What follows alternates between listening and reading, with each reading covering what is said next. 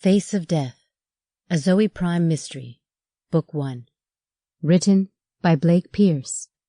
Narrated by Ulka S. Mohanty. Face of Murder, a Zoe Prime mystery, Book 2. Written by Blake Pierce. Narrated by Quinn Francis. Face of Death, a Zoe Prime mystery, Book 1. Written by Blake Pierce. Narrated by Ulka S. Mohanty. Face. The front part of the head, that in humans extends from the forehead to the chin and includes the mouth, nose, cheeks, and eyes.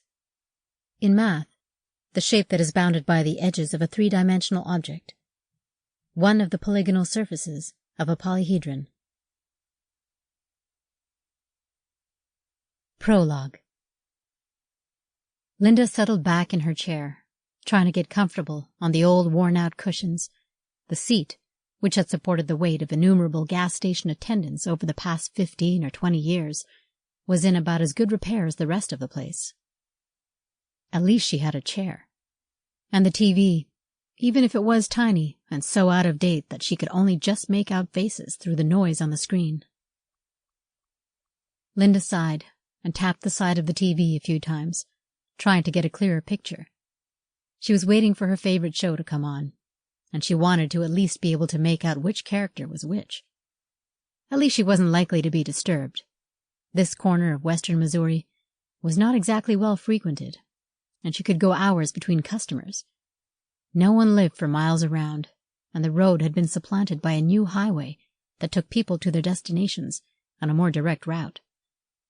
It was probably only a matter of time before the place shut down, so Linda was enjoying her rest while she could get it. The theme tune of her show came on, reassuringly familiar, despite the tinny quality to the sound. Linda wriggled against the backrest again, trying to get as comfortable as possible, and helped herself to a bag of chips from the display behind her. "Oh, Loretta," the character on the screen said, "how could you do this to me? Don't you know we're—" The dialogue was drowned out by the bell above the door jingling. Linda shot to her feet, almost tripping over herself in an attempt to look as though she had been paying attention. Guiltily, she stuffed the open packet of chips on a shelf under the counter. "Hi there," the customer said, smiling. He looked amused, but friendly, as if they were both sharing a private joke. Can I Sample complete. Ready to continue?